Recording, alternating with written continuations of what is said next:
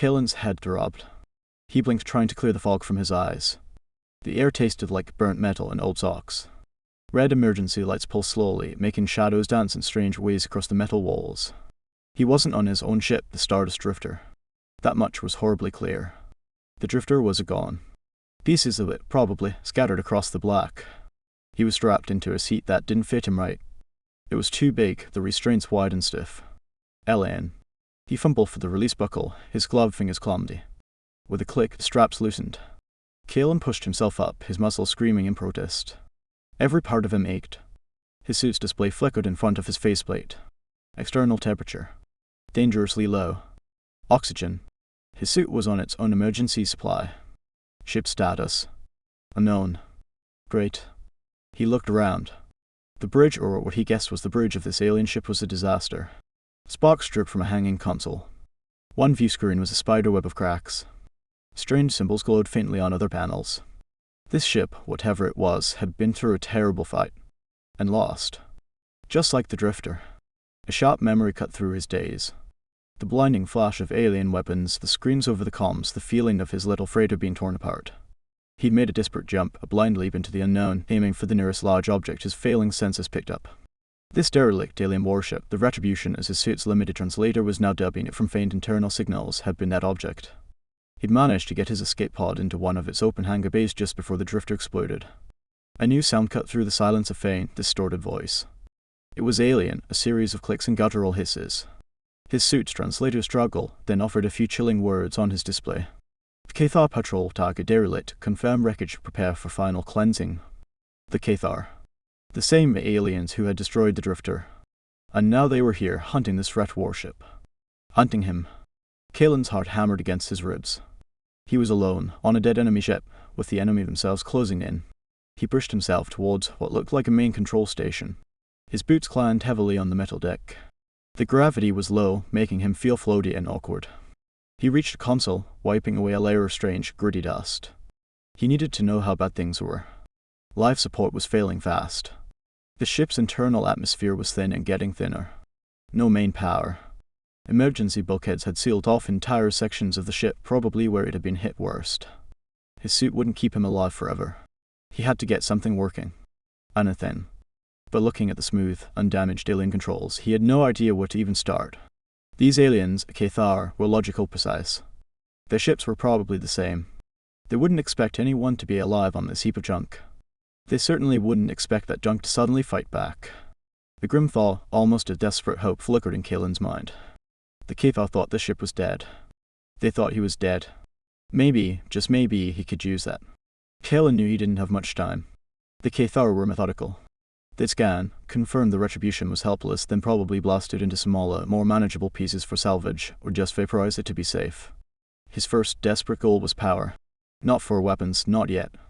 Just enough power to see what he was dealing with, maybe find a working comms panel, or get the ship's internal life support to cough back to life. He pushed off from the dead bridge, letting the low gravity carry him down a dark corridor. His suit's lights caught a narrow beam through the gloom. Debris floated everywhere, twisted metal, shattered crystal-like components, and things he couldn't even guess the purpose of. He was looking for engineering. Ships, no matter who built them, usually had a place where the power came from. After what felt like an age of careful searching, navigating by faint emergency signage in the alien script that his translator occasionally managed to decipher as power systems or junction control, he found it.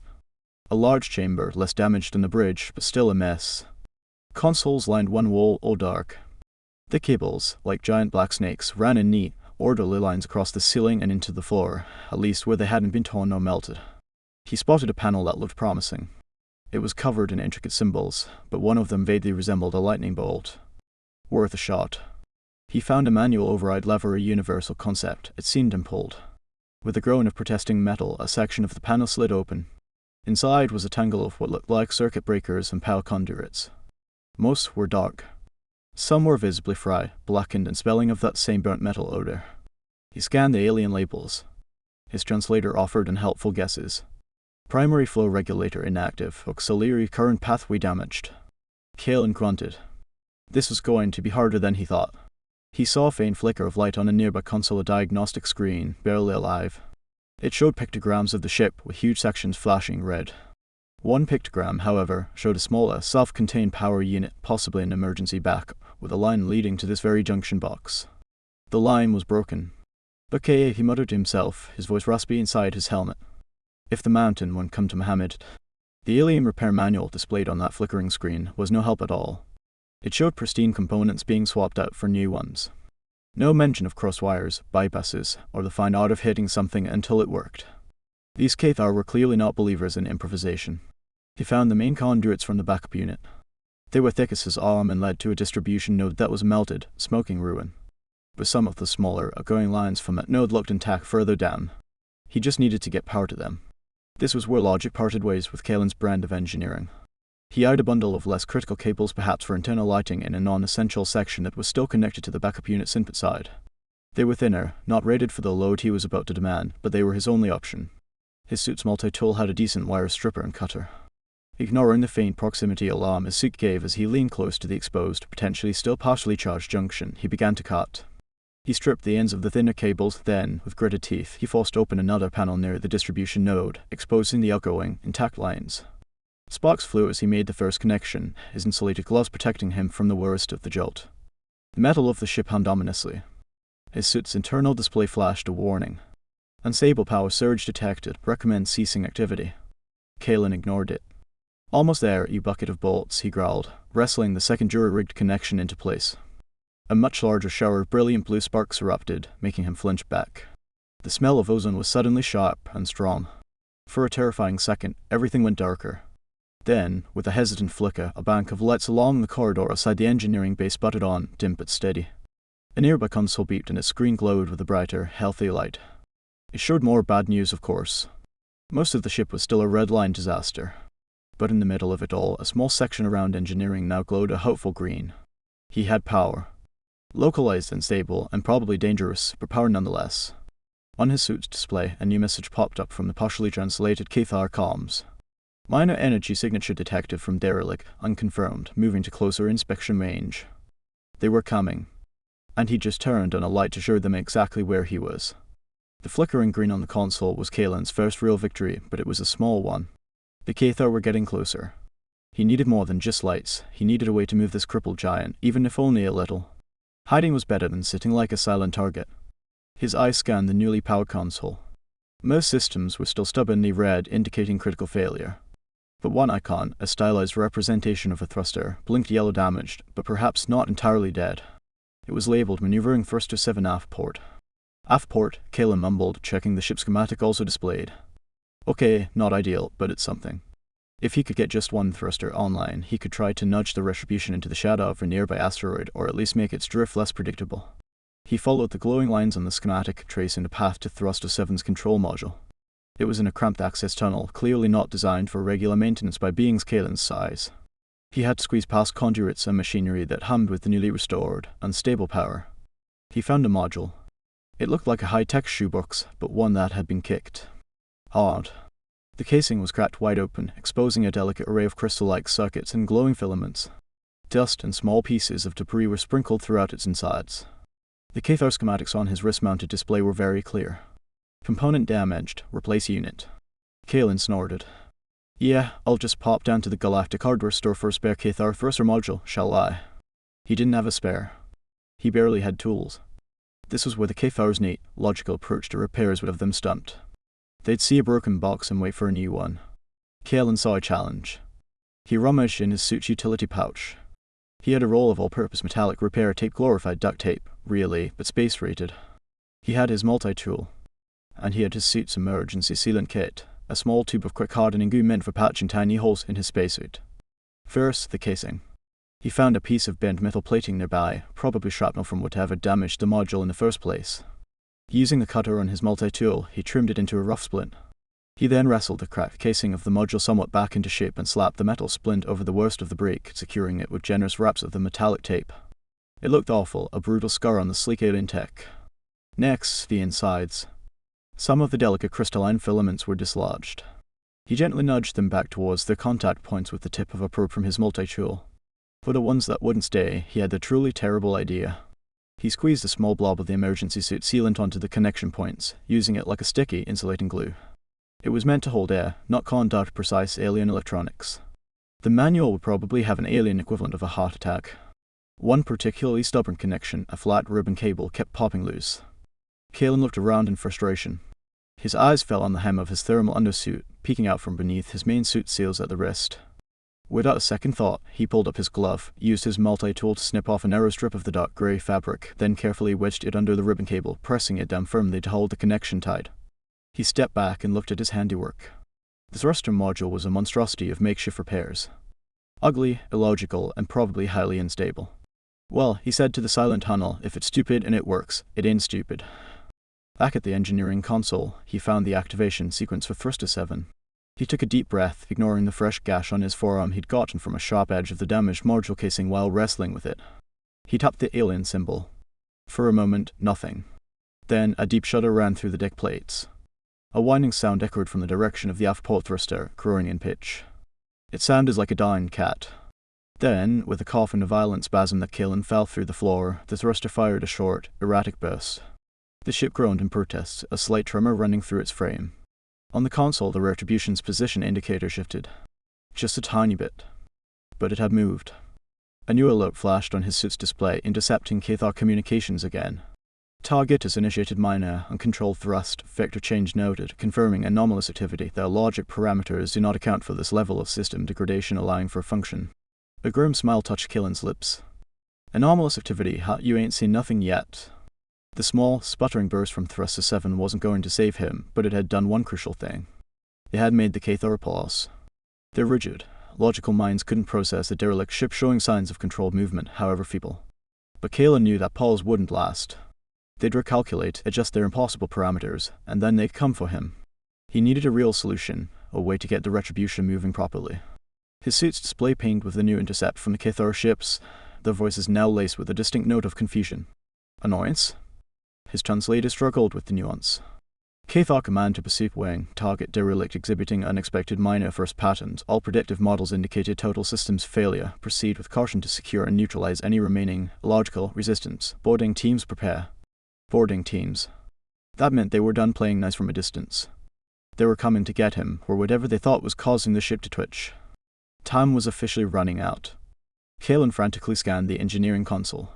The main sublight engines, the ones that could actually propel this behemoth at a decent speed, were stubbornly entirely red. Main drive ignition system catastrophic failure. The schematic showed a complex series of relays, plasma conduits, and energy regulators, all leading to the engine core. Most of it was marked with angry red X's. There was no conventional way to fire them up. The Cathar would know this. They designed the ship. They'd know starting those engines without a fully functional ignition system was impossible. Impossible for them, maybe. Kalen's mind raced. He needed a massive jolt of energy, something to bypass the fried ignition and kick-start the engines directly. Like jump-starting a dead car, but on a cosmic scale and with a fusion reactor. His eyes fell on another section of the ship's schematic, one he dismissed earlier. The escape pod bays. The ship had multiple escape pods, small, self-contained vessels designed to blast their occupants to safety. Each pod had its own powerful, short-burn thruster for rapid acceleration. Those thrusters were intact, shielded within their launch tubes. A truly terrible, wonderfully reckless idea began to form. What if he didn't launch a pod owl? What if he could somehow channel the raw ignition power of an escape pod's thruster inward? Route it through whatever reinforced maintenance conduits he could find, straight into the main engine's cold start turbine. The risk was insane. The power surge could overload everything, tear a new hole in the ship, or simply vaporize the engine room and him along with it. It was the engineering equivalent of using a stick of dynamite to light a birthday candle. But it was, he thought with a surge of adrenaline, the most Kalen-like plan he'd ever had. It was almost certainly too stupid to die. He found an accessway leading towards the nearest escape pod bay.